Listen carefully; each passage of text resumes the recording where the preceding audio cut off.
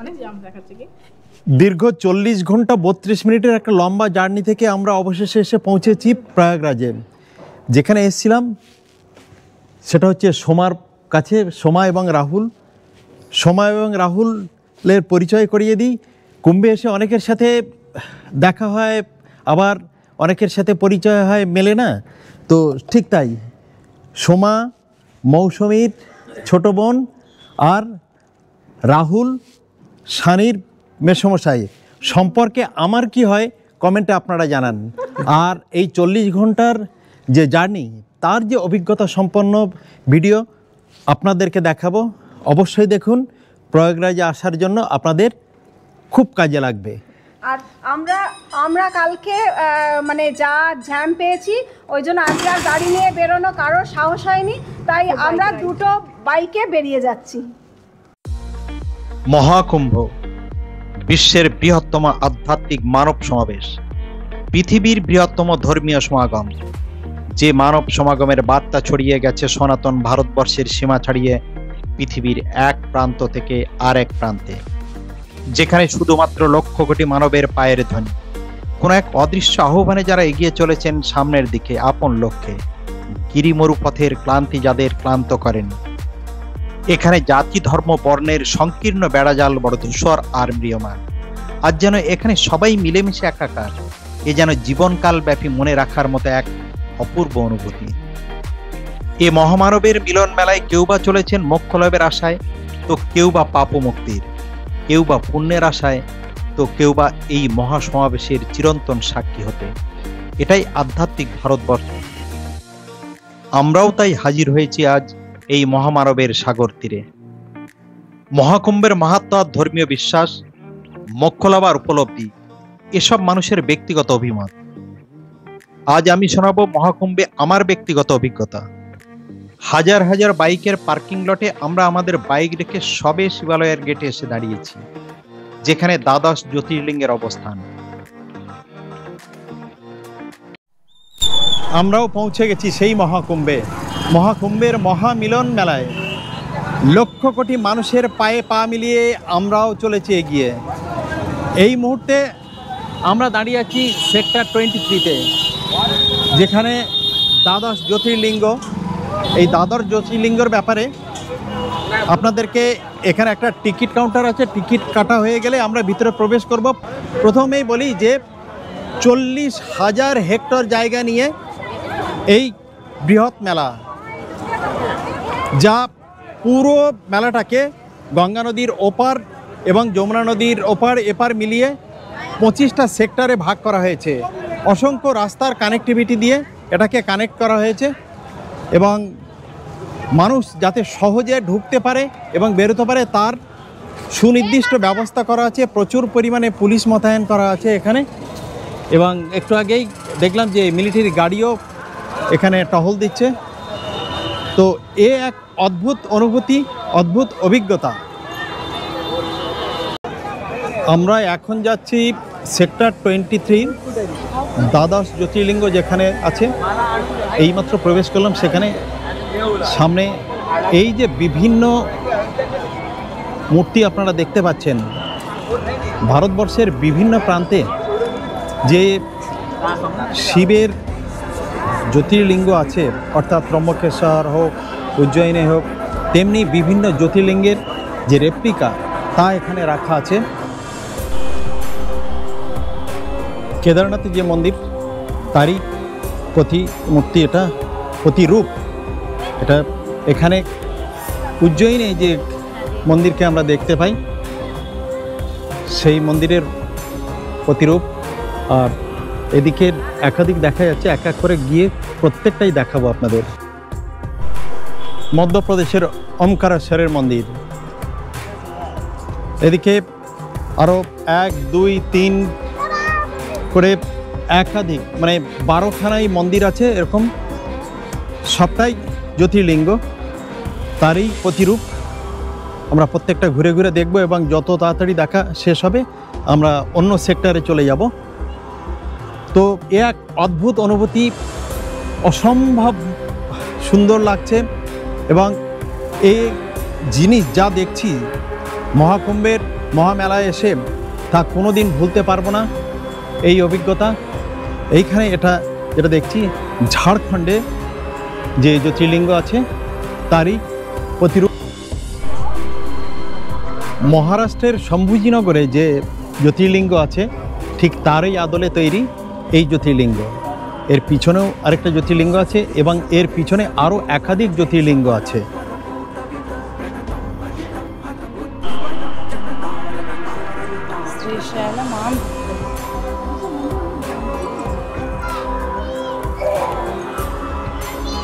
অন্ধ্রপ্রদেশের অন্যতম জ্যোতির্লিঙ্গ।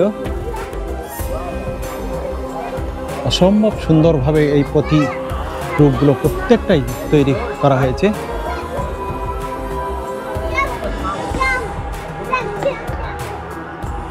এদিকে আরও 1, 2, 3, 4, 5, 6খানা জ্যোতির্লিঙ্গ আছে। আমরা এবার এখান থেকে ওই দিকটা দেখতে দেখতে এগিয়ে যাব।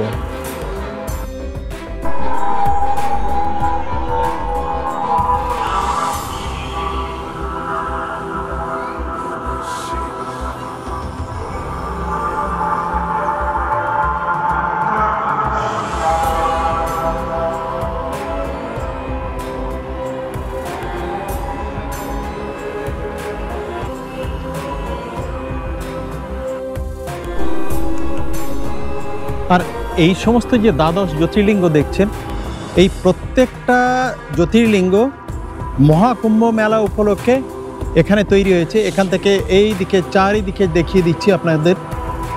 এগুলো মহাকুম্ভ উপলক্ষে তৈরি হয়েছে ঠিকই, কিন্তু এগুলো স্থায়ীভাবে রাখা হবে, যা পরবর্তীকালে কোনো তীর্থযাত্রী এখানে আসবেন এই মহাকুম্ভে নয়, প্রয়াগের এই সঙ্গমে যে পূর্ণকুম্ভ, অর্ধকুম্ভ যাই হোক না কেন বা মহাকুম্ভ, তারা সবাই এটা দেখার সুযোগ পাবেন। এই একটা দারুণ জিনিস আমাদের কাছে পাওনা।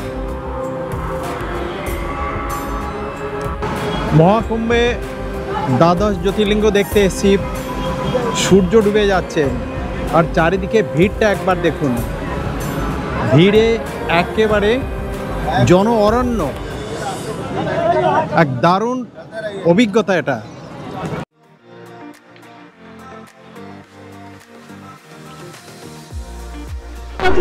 লক্ষ কোটি লোকের মেলা, লক্ষ কোটি লোকের মেলা মহাকুম্ভ। আমরা আছি যমুনা নদীর দক্ষিণ পারে, আর ওপারে দেখতে পাচ্ছেন আলোয় আলোকিত। এখানে মাইকে অ্যানাউন্স করা হচ্ছে কোন দিক থেকে কোন দিকে যাবেন। অসংখ্য পুলিশ কর্মী সবাই দাঁড়িয়ে আছেন, সবাই সব সময় তৈরি যে আমাদেরকে কিভাবে সাহায্য করবেন।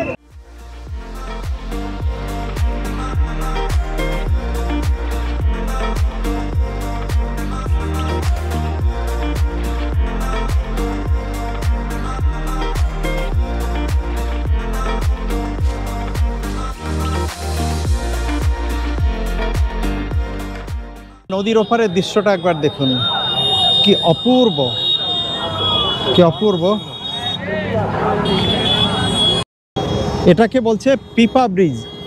এই রকম 30 থেকে 40খানা পিপা ব্রিজ বা পিপা পুল গঙ্গা এবং যমুনার উপরে তৈরি করা আছে, যেটা 3টে ভাগে ভাগ করা। একটা অংশ শুধুমাত্র যারা আধিকারিক তাদের জন্য এবং পরিষেবা যারা দিচ্ছেন তাদের জন্য, বাকি যেগুলো আছে আমাদের মতো যেসব পুণ্যার্থী বা সাধারণ দর্শনার্থী তাদের জন্য নির্দিষ্ট করা আছে। তবে সব পিপা পুল দিয়ে দ্বিমুখী যাওয়া যাবে না, একমুখে যাওয়া যাবে। এই পিপা পুল দিয়ে যেমন শুধুমাত্র আমরা এই দিকে যেতে পারবো, আমরা উল্টো দিকে আসতে পারবো না। আবার ঠিক অন্য একটা পিপা পুল আছে, সেটা দিয়ে আবার আমাদেরকে এপারে পেরিয়ে আসতে হবে। অর্থাৎ এই সমস্ত পিপা পুলগুলো একমুখী। দূরে নদীর দুপাশের দৃশ্যটা একবার দেখুন, অসম্ভব সুন্দর। এই দিকটাতে ত্রিবেণী সঙ্গম, আর এই দিকটাতে যে কিলা অর্থাৎ যে ফোর্ট, সেটা এই দিকে।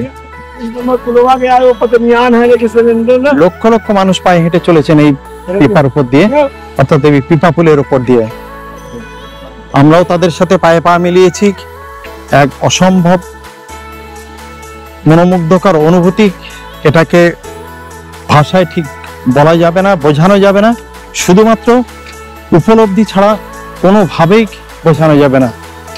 মানুষ এক অদৃশ্য টানে, দেখুন কত দূর দূরান্ত থেকে মাথায় নোট নিয়েও হেঁটে চলেছেন।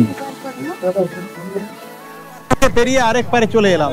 এটা একমুখী পুল, সেহেতু দেখুন পুলিশ কর্মীরা ওনাকে ওপারে যেতে দিচ্ছে না, কারণ এটা ওদিক থেকে এপারে আসবে, কিন্তু এদিক থেকে ওপারে যাবে না। এখানে একদম স্ট্রিক্টলি প্রশাসন এইগুলো কন্ট্রোল করছেন। নদীর এপারে পেরিয়ে এসছি, এপার থেকে নদীর ওপারটাকে দেখাই। দেখুন সন্ধ্যার আধারে লক্ষ কোটি আলোকমালায় সেজে উঠেছে, মনে হচ্ছে যেন দিওয়ালি হচ্ছে। এবং মহাকুম্ভের এটাই দেখার এবং এটাই অনুভব করার। এটা সত্যি চোখে না দেখলে কখনোই বিশ্বাস করা সম্ভব নয়। অসংখ্য লোক হেঁটে চলেছে, পায়ে পা মিলিয়ে অসংখ্য লোক বিভিন্ন দিকে। যার যেদিকে গেলে তার মনস্কামনা পূর্ণ হবে, তার উদ্দেশ্য পূরণ হবে, সে সেই দিকে হেঁটে চলেছে।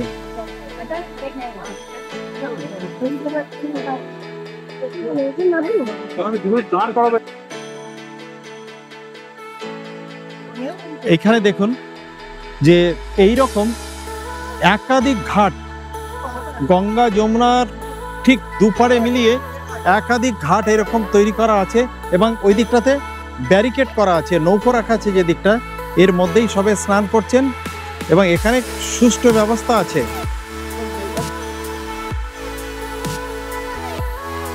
বিভিন্ন আখড়াগুলো নদীর এপারে, আমরা নদী পেরিয়ে এপারে চলে এসেছি, আমরা আখড়ার দিকে যাচ্ছি, বিভিন্ন আখড়াগুলোতে যাব।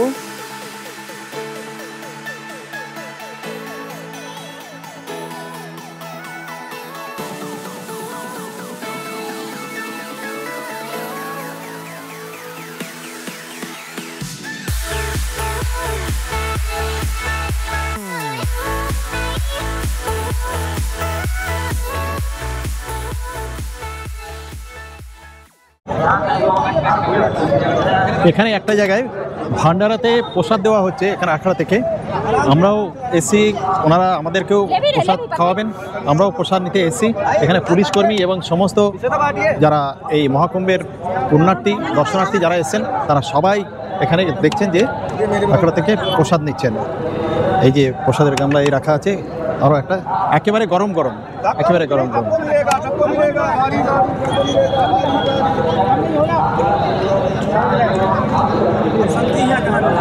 सामने से आइए ना, सामने से आइए, सामने।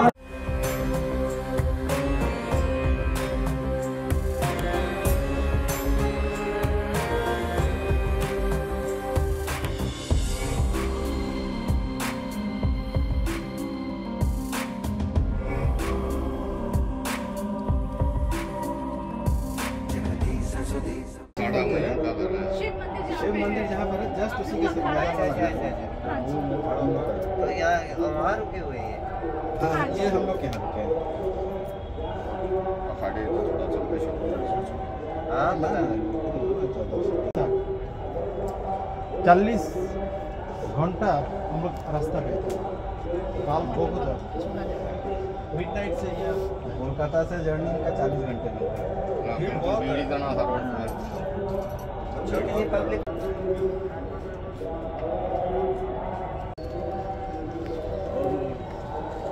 भाई देखिए हो गए तेरे तो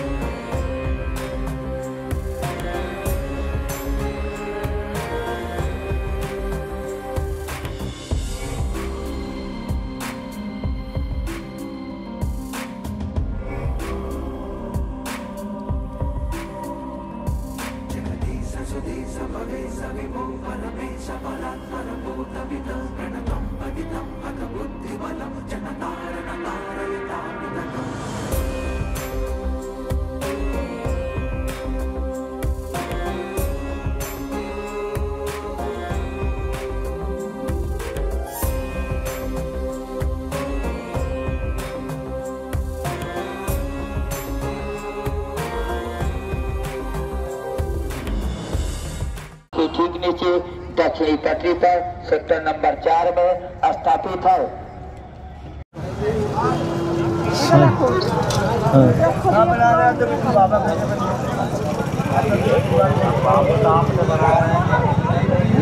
तो पहले चला और गिरिफ्त से विरक्त को बहुत अंतर रहा गिरफ्त अलग मारा নাগা বাবারা খাবার তৈরিতে ব্যস্ত।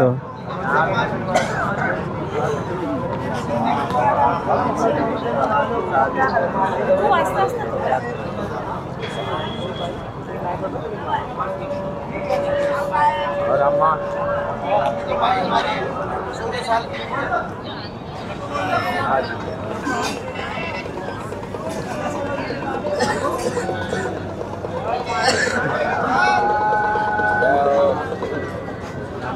नमो नारायण अम्मा सीखो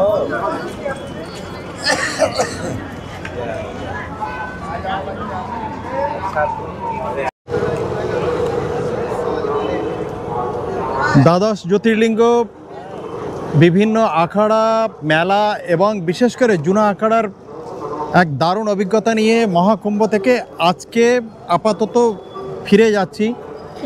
তো যদি আজকের ভিডিওটা আপনাদের ভালো লাগে অবশ্যই লাইক, শেয়ার আর সাবস্ক্রাইব করে দেবেন।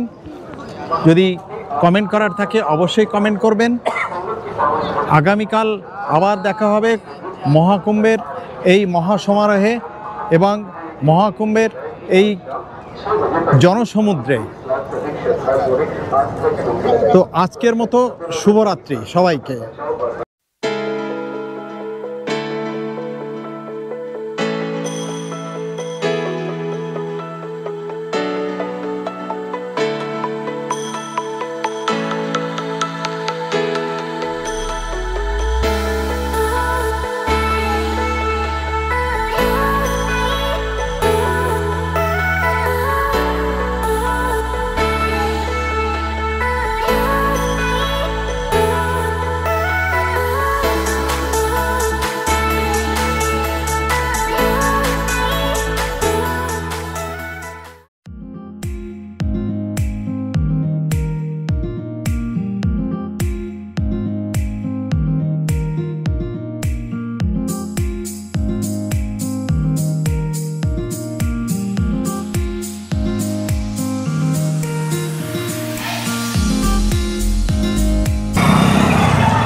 আজ এই মহামেলা প্রাঙ্গণের বিভিন্ন জায়গায় ঘুরবো এবং সেই সমস্ত ভিডিও আপনাদের কাছে শেয়ার করছি।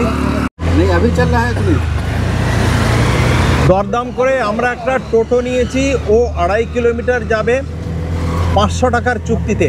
জানি না 2.5 কিলোমিটার পরে আরও কিছুটা হাঁটতে হবে, সেটাও পরিষ্কারভাবে এখন থেকেই বলে দিল। আমরা একই সঙ্গে আছি, এদিকে রাহুল আছে, সৈকত, সোমা, মৌসুমী ওদিকে বসে আছে। সব রকম অভিজ্ঞতা নিয়ে যাচ্ছি আমরা। দেখা যাক, মহাকুম্ভের মহামেলায় এসছি, বিভিন্ন রকম অভিজ্ঞতা থাকবে, এটা তো খুবই স্বাভাবিক।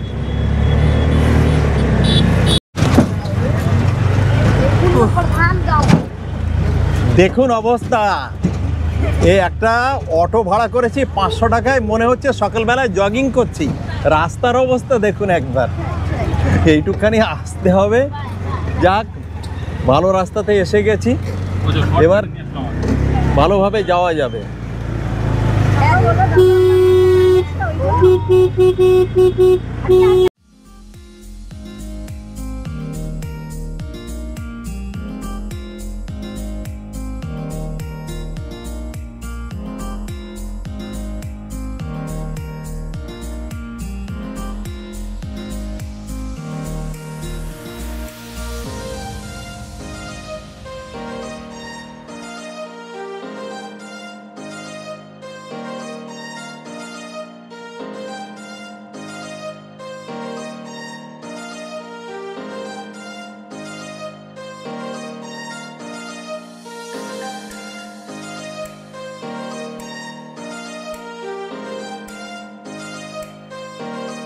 গঙ্গা, যমুনা, সরস্বতী একটা মন্দির, অসম্ভব সুন্দর।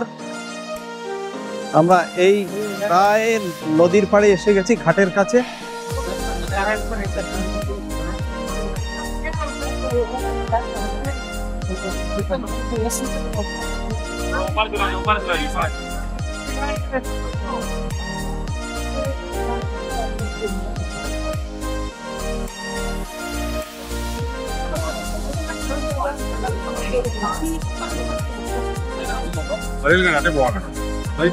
এই ঘাটের কাছে চলে এসেছি।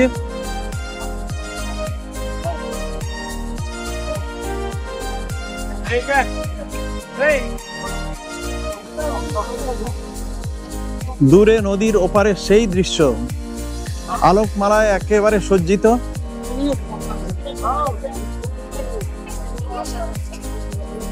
ডান দিকে এবং বাঁ দিকে অসংখ্য টেন্ট। এখানে কিছু ব্যক্তিগত টেন্ট আছে, কিছু সরকারি এবং বিভিন্ন সংস্থার উদ্যোগে তৈরি বিভিন্ন টেন্ট। আপনি আপনার ক্ষমতা অনুযায়ী যে কোনো টেন্ট এখানে অফলাইন বা অনলাইনে বুক করতে পারেন।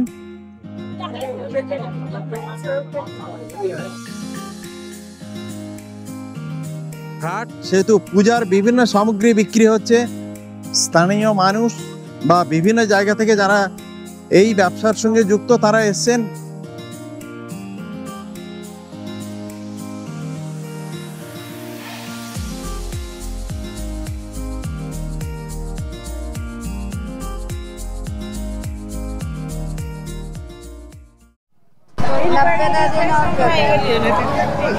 মহাকুম্ভের জল নেওয়া হবে, তাই মৌসুমি 3খানা ড্রাম কিনেছে, কারণ মহাকুম্ভের জল বাড়ি থেকে অর্ডার এসছে, মহাকুম্ভের জল নিয়ে যাওয়া হবে। হ্যাঁ যাবো, একটু সবাইকে দেবো, নিজে গঙ্গা জল ছিটিয়ে নেবো আর সবার জন্য গঙ্গা জল একটু নিয়ে যাব। খুব স্বাভাবিক, মহাকুম্ভের জল তো নিতেই হবে।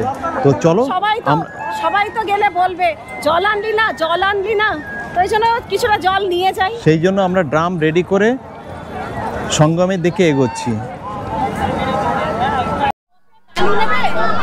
এক মিনিট, এই ঘাটে অসংখ্য এই দোকান দেখুন, যেগুলো পুজো দেওয়ার জন্য যে সামগ্রী লাগে তার সমস্ত কিছু। আর এই দিকটাকে দেখুন, লক্ষ লক্ষ লোক এই আড়াইল ঘাটে। কারো চান হয়ে গেছে, কেউ পোশাক পাল্টাচ্ছেন, এদিক থেকে এদিকে।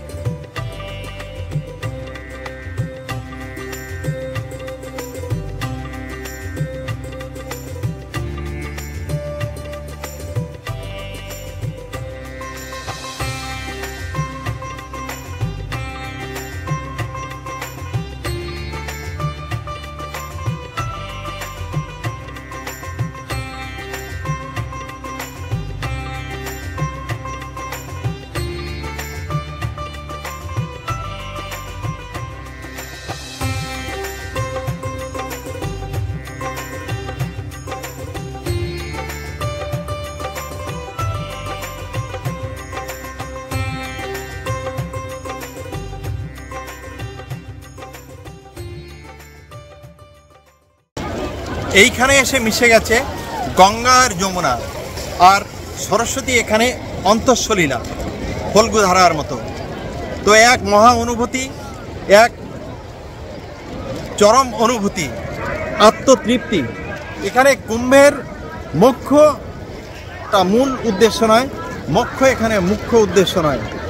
আমরা আসতে পেরেছি, এই যে মহাকুম্ভে এই যে স্নান করছি, এই আত্মতৃপ্তি, এই অভিজ্ঞতাটাই সব থেকে বড় সম্পদ হয়ে থাকবে আমাদের কাছে।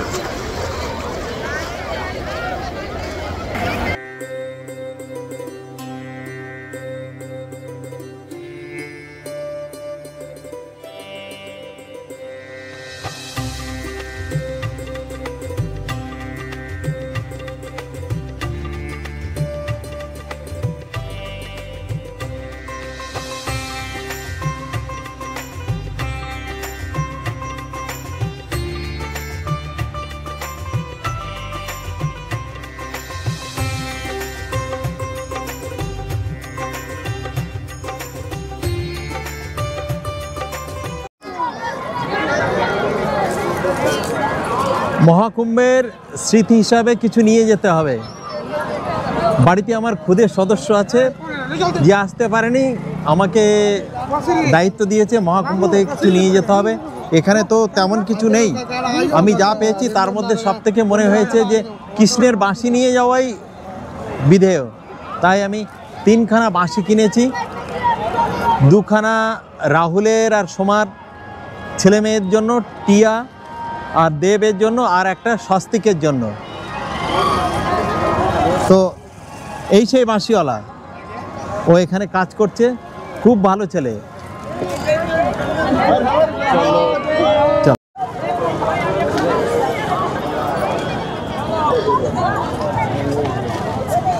আমরা মহাকুম্ভের মহামেলাতে এসেছি। আজকে চারিদিকে মেলা ঘুরে ঘুরে দেখছি। মহাকুম্ভ অর্থাৎ 144 বছর পরে এই মেলা। আবার আজকে যে মেলা হচ্ছে 144 বছর পরে এই মহাকুম্ভ হবে। ভাবতে অবাক লাগে যে এই মহাকুম্ভ আমরা যারা আজকে দেখছি তারা পরের মহাকুম্ভে আমরা আর কেউই থাকবো না, সেটা থাকা সম্ভব নয় যদি অস্বাভাবিক কিছু না ঘটে যায় বা অলৌকিক কিছু না ঘটে। কারণ আজকের যে শিশু জন্মাচ্ছে, আজকের যে জন্মালো, সে শিশু আগামী মহাকুম্ভ দেখতে পাবে না। তাই এই মহাকুম্ভ আমরা যারা দেখে যাচ্ছি সেই অর্থে আমরা ভাগ্যবান যে আমরা এই মহাকুম্ভ দেখে যাচ্ছি, দেখতে পারছি। এটা বারবার আসবে না। এখান থেকে একেবারে ওপারের দৃশ্যটা দেখুন, কি অপূর্ব সুন্দর, অসম্ভব সুন্দর দৃশ্য। মহাকুম্ভে এসে সারাদিন ঘোরাঘুরির পরে আমরা অনেকেই ক্লান্ত, তাই একটা চায়ের দোকানে এসেছি।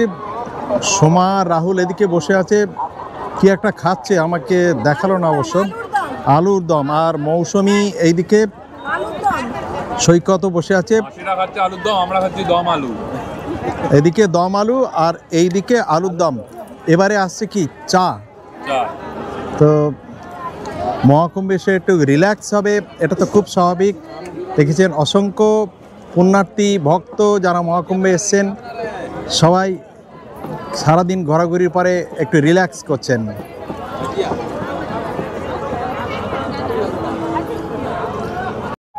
तो आप लोग कहाँ से आया? Ahmedabad, Gujarat. Oh very nice. केम छो? मजामा। यस। সোমা আর আমি দুজন এখন 3 কিলোমিটার হাঁটছি। হাঁটতে হাঁটতে ও আমাকে বলছে, দিদি কালকে তোমরা চলে যাবে, আমি এতক্ষণ ভাববো যে হচ্ছে কালকে এত আনন্দ করলাম, তুমি আবার এসো। আমি বললাম যে হ্যাঁ, আমিও চেষ্টা করব খুব তাড়াতাড়ি আসার। আর একটা কথা বলি, সোমা হচ্ছে আমাদের মামার বাড়ির দিকে সব থেকে ছোট বোন। তো আমি খুব আনন্দ করলাম ওর কাছে এসে, আর আবার আসবো, আনন্দ করব, এটাই একটা আশা নিয়ে যাচ্ছি।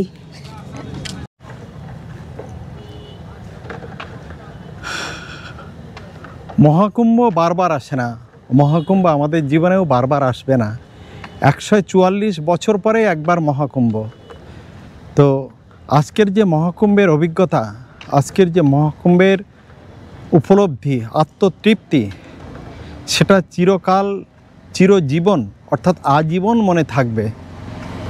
আর যত লক্ষ কোটি মানুষ আসছেন, সবাই কিন্তু মোক্ষের জন্য নয়, সবাই পাপ ধোয়ার জন্য নয়, সবাই মোক্ষলাভ তথা পুণ্য অর্জনের জন্য নয়।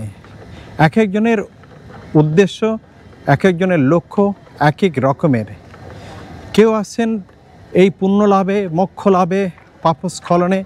কেউ এই মহামানবের সাগর তীরে লক্ষ কোটি মানুষের পায়ে পা মিলিয়ে তার জীবনের উপলব্ধি, অভিজ্ঞতা নিতে। আমরাও এসেছি সেসব কিছুর মধ্যেই। আমাদেরও উপলব্ধি, অভিজ্ঞতা, পুণ্য সঞ্চয় গঙ্গা স্নানে যদি হয়, পাপস্খলন হয়, আর যদি মোক্ষলাভও হয়, সেটা হয়তো ঝুলিতে থেকে যাবে, সেটা আমাদের ঝুলিতে থেকে যাবে। কিন্তু মোক্ষ আমার মুখ্য উদ্দেশ্য নয়। শুধুমাত্র এই যে আত্মতৃপ্তি, এই যে অসম্ভব ভালো অনুভূতি, এটাই একটা বড় পাওনা। এই বড় পাওনাটাই জীবনে থেকে যাবে।